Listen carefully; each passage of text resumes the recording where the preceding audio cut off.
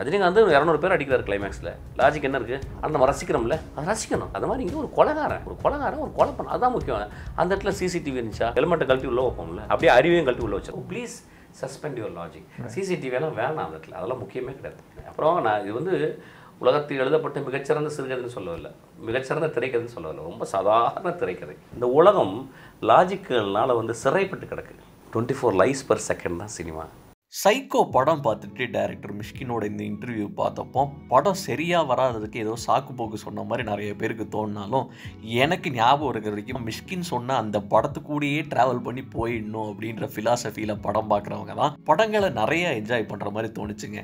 என்னதான் குடும்பங்கள் கொண்டாடும் வெற்றி, குழந்தைகளுக்கான படம் அப்படின்லாம் கேட்கும்போது இந்த படம் அவ்வளோதான்டா சுமாரான படம் போல அப்படின்னு நம்ம மைண்டில் ஃபிக்ஸ் பண்ணிக்கிட்டாலும், ஆக்சுவலி ஒரு ஆடியன்ஸாக ஒரு 2.5 மணி நேரம் ஒரு விஷயத்தில் டைம் ஸ்பெண்ட் பண்ணிட்டு அது சரியில்லை இது சரியில்லைன்னு ஃபீல் பண்ணிட்டு வர்ற ஆளுங்களை விட நல்லா இருந்துச்சு எனக்கு டைம் பாஸ் ஆச்சுப்பா அப்படின்னு வர்றவங்க தான் அவங்க கொடுத்த காசுக்கு அதிக வேல்யூவோட வர்ற மாதிரி ஃபீல் ஆயிருக்கு எனக்கு அப்பப்போ.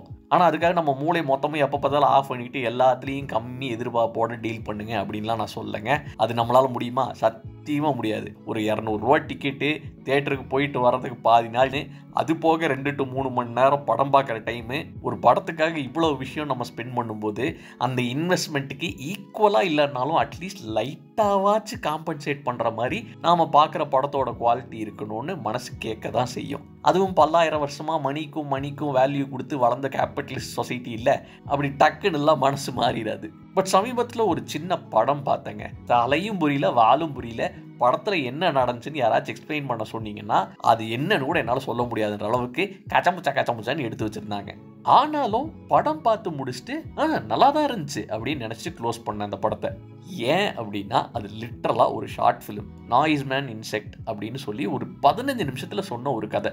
வீட்டில் பெட்டில் படுத்தபடியே மொபைல்லையே வெறும் 15 நிமிஷம் தான் இன்வெஸ்ட் பண்ணதுனால படத்தில் எனக்கு ஒன்றுமே புரியலனாலும் அதில் இருக்கிற கற்பனை தன்மையும் ஆர்டிஸ்டையும் தான் ஃபஸ்ட்டு மைண்டு ஃபோக்கஸ் பண்ணிச்சே தவிர ஒரு செகண்டு கூட ஏன்டா இப்படி காண்டேத்துற அப்படின்னு தோணவே இல்லை. அப்போ தான் தெரிஞ்சது எவ்வளவு தூரம் ஒரு ஆர்ட்டை ரசிக்கிறது கூட ஒரு டைம் இன்வெஸ்ட்மெண்ட்டாக எவ்வளோ தூரம் நம்மளோட மைண்டு மாற்றி வச்சுருக்குதுன்னு.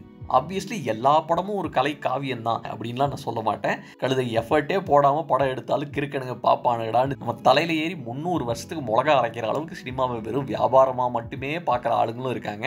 அவங்களெல்லாம் மாற்றி கேள்வி கேளுங்க. ஆனால் அதே சமயத்தில் நம்ம ப்ரீடியூண்டாக இருக்கிற மூளையை ஓவராக எல்லாத்தையும் கிரிட்டிக்கலாலாம் பார்க்காம அப்பப்போ சில குறைகளை லைட்டாக மன்னிச்சு விடவும் பழகிட்டோம்னா படத்துக்கு நல்லதோ இல்லையோ நமக்கு டென்ஷன் ஆகிற எக்ஸ்பீரியன்ஸ் கொஞ்சம் கம்மியாகி ஹாப்பியாக இருக்கிற எக்ஸ்பீரியன்ஸ் கொஞ்சம் அதிகரிக்கலாம். அதை சொல்ல தான் இந்த வீடியோ மக்களே. Until next time, bye bye, Jane.